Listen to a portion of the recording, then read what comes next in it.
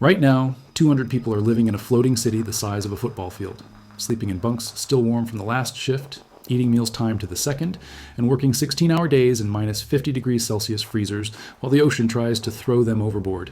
This is life inside a factory fishing ship, and almost no one on land knows how it actually works. You climb into bed and the sheets are still warm, not because they're fresh from the dryer, but because someone just climbed out 15 minutes ago to start their shift. That's hot bunking, and it's how sleep works when 200 people share a vessel that never stops moving, never stops processing, and never comes home for 3 to 4 months straight. These ships are the length of a football field, sometimes longer. They carry crews from Samoa, Mexico, Vietnam, and the United States. They haul nets weighing tons, process millions of fish per trip, and operate in seas that can throw a grown man across a deck. And the fish you buy at the grocery store, frozen in a neat package with a label, very likely came from one of these ships. Here's what most people don't realize. These floating factories are more organized than most land-based processing plants. There's a system that keeps 200 people fed, safe, and functional in the middle of the ocean, and it all hinges on one space, the galley. That's the midpoint we're building to. By the end, you'll know exactly what to look for when you're standing at the fish counter, because the conditions on these ships directly determine the quality and traceability of the seafood you're buying. Freshness doesn't start at the dock. It starts here, in the coldest, most isolated factories on Earth. But first, the question no one asks, how do 200 people from completely different countries, many who don't speak the same language, cooperate in a confined, chaotic environment where one mistake can kill someone? The answer isn't what you'd expect. A cabin on a factory trawler measures roughly 4 meters by 3 meters.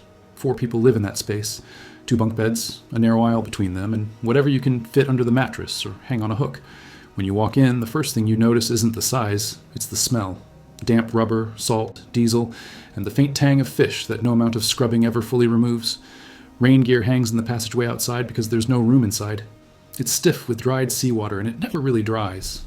Hot bunking means you work your shift, come back, and climb into a bed that's still warm from the person who just left it. You pull the curtain for privacy. Behind that curtain, you have a small light, maybe a charging port, and just enough space to lie flat. If you're in a top bunk and the ship hits a swell wrong, you can get thrown out. You land on your bunkmate below. It happens more than once per trip. On the most basic vessels, everything you own has to be portable. Rough seas mean anything loose becomes a projectile. You learn to sleep through alarms, through the grind of winches, through the slam of hatches. On the megaships, vessels like the ones processing 40 million fish per voyage, it's a different world. Hotel-style cabins, a gym, even a cinema and sauna. Some have a full hospital, but those are the exception. Most crews live in tight, functional quarters where the only personal space is what you can claim behind a curtain. Here's what that means for the fish. Crew fatigue directly impacts fish, handling speed and cold chain integrity. A sleep-deprived worker on the sorting line moves slower, makes mistakes, lets fish sit too long before it hits the freezer. Every minute counts. The architecture of survival on these ships isn't just about keeping people alive, it's about keeping them functional enough to protect the product. Because once quality breaks down on deck, no amount of refrigeration on land can fix it. The galley is the only place on the ship that's always warm and dry. Step through the door and the noise of the deck cuts off. The air smells like rice, coffee, and whatever protein is on rotation. It's a small room serving 200 people, 3 meals a day, every day, for 3 to 4 months. The cook works on a schedule timed to shift changes with military precision. Breakfast's at 0500 for the night crew coming off. Lunch at 1200, dinner at 1800. Miss a window and someone goes 16 hours without a hot meal. Fresh food goes first. Vegetables, fruit, eggs, anything perishable gets used in the first 2 weeks. After that, it's frozen, canned, and dried stores. The galley doubles as a dining hall, a break room, and the only social space on the vessel. Hallways around it serve as overflow storage and emergency escape routes. Everything is bolted down. Tables have edges to keep trays from sliding. During a storm, the cook times his movements to the swells. He waits for the ship to roll, then slides a tray across the counter. It stops just before the edge. Crew members eat standing, braced against the wall, shoveling food fast before the next wave hits. No one complains. A fed crew is a functional crew, and a functional crew handles fish carefully. That care shows up in the cold chain. It shows up in texture and shelf life and the quality of what you buy. The galley is where cooperation happens. A crew from 4 countries, some with criminal records, some who've never been to sea, they don't bond on deck. They bond here, over meals, in the only space where the work stops for 20 minutes. Without the galley, discipline breaks down. Without discipline, the ship fails. So here's the next question. What happens when the net comes up and 200 people shift into processing mode? The net comes up and everything changes. The winch screams, the deck floods with seawater, and 1,000 fish hit the steel in a silver avalanche. The crew moves fast. Boots slip on scales and slime. Freezing spray comes sideways in the wind. If you're not clipped in, a wave can take you over the rail. Hypothermia is a constant risk. So is lightning in open water. So are the chemicals used to clean the deck between hauls. Every surface is slick. Every movement has to be deliberate. The fish go straight from the net to the sorting deck. Conveyors run the length of the processing floor. Workers stand on both sides, hands moving in rhythm, pulling out bycatch, grading by size, tossing rejects into chutes. The trays weigh 20 kilograms when full. You lift one every 30 seconds. Do the math over a 16-hour shift. From sorting, the fish move to cleaning stations. Heads off, guts out, fillets trimmed, then into packaging, then down to the freezer hold where the temperature sits at negative 50 degrees Celsius. The cold hits like a wall. Your breath freezes in your throat. You're in and out fast, stacking boxes in vertical storage rooms that run from the bottom of the ship to just below the main deck. Oh, raw product on one level, finished goods above. The whole system is designed around speed, because every minute a fish spends above freezing temperature degrades the quality you'll taste months later on land.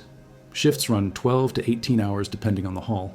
When your shift ends, the next crew is already geared up. You hand off mid-task. No ramp-up time, no briefing. They step in and the line keeps moving. The work is monotonous and brutal. Your hands go numb, your back locks up. The noise never stops. Conveyors, pumps, generators, the hull slamming into swells. Here's what no one tells you. The most dangerous moment isn't the storm. It's the routine handoff at hour 14 when exhaustion peaks and someone forgets to check a winch brake or step clear of a moving pallet. Fatigue kills more workers than weather. Equipment accidents happen in the gaps between focus. One mistake and someone goes overboard or gets crushed. There's no ambulance, no hospital 10 minutes away. The ship keeps moving. Crew members are often paid by haul volume, not hourly. That means the faster the fish moves from net to freezer, the more everyone makes. It also means corners get cut when people are tired. But on well-run vessels, the pressure works the other way. Speed and care aren't opposites. They're the same thing. A crew that moves fast and handles fish correctly protects both the product and the paycheck. The cold chain starts here on deck, in the first 5 minutes after the fish leaves the water. Your quality as a buyer is determined by how fast this crew works and how well they're trained.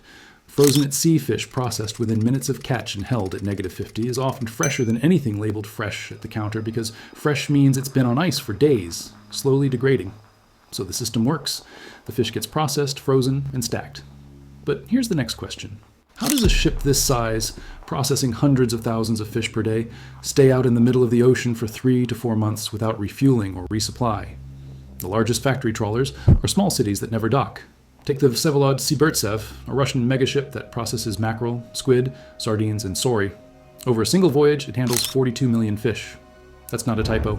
42 million units cleaned, frozen, and packaged at sea. Spread across 120 days, that's 350,000 fish per day. Every single day. The ship doesn't stop. It can't afford to. These vessels carry enough fuel to run for 3 to 4 months without refueling. The tanks are massive, built into the hull, holding hundreds of thousands of liters. The bridge looks like an aircraft cockpit. Screens for navigation, fuel management, weather routing, and fleet coordination. Captains monitor fuel burn in real time, adjusting speed and route to stretch every liter. One miscalculation and the trip ends early. That means lost revenue, wasted crew time, and product that never makes it to market. But fuel isn't the only challenge. Food, parts, medical supplies, they all run out. That's where reefer ships come in. These are refrigerated cargo vessels that meet the factory ship mid-voyage. They pull alongside an open ocean, transfer finished pallets of frozen fish off the trawler, and load on fresh supplies. The factory ship never stops fishing. It offloads product, takes on fuel and food, and keeps processing. The reefer ship carries the frozen fish back to port, where it enters the supply chain. This is why the ship is self-sufficient. It's designed to never stop. The cold storage on board is more advanced than most land-based facilities. Continuous power, redundant systems, temperature monitoring down to the degree. Your frozen fish may actually be fresher than what's sitting on ice at the counter, because it's been frozen harder, faster, and held colder from the moment it left the water. But here's what no one talks about. What does this system cost the people who run it? Daily life on a factory ship is a maze. Passageways twist through the hull, narrow and low, lit by fluorescent strips that hum constantly. You navigate by memory because the corridors all look the same. Gear rooms reek of fish and cigarette smoke. Rain gear hangs on hooks, stiff and stinking, crusted with salt. You pull it on in the dark, still half asleep, and step out into a world that's pitching 30 degrees. You clip your life jacket, you brace, you move, but there are moments when it works. when the hold fills and everyone knows the trip is paying off, when the haul comes up clean and the processing line runs smooth for 6 hours straight, the exhaustion is still there, but so is the pride. You're part of something that functions. The ocean stops being hostile and starts being home. The crew stops being strangers and starts being family. That shift happens somewhere around week 3, after the novelty wears off and the rhythm sets in. Processing mode is choreographed chaos. 200 people moving in sync, each person doing one task perfectly so the next person can do theirs. Pride in the haul overrides exhaustion, until it doesn't, until someone collapses, until a mistake happens, until the sea wins. Not all ships operate this way.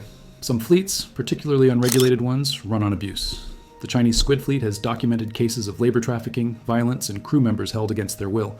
Workers beaten for moving too slowly, wages withheld, no safety equipment, no inspections. These vessels exist outside the system, and the fish they catch enters the same supply chain as everything else. Commercial fishing is one of the most dangerous jobs on the planet.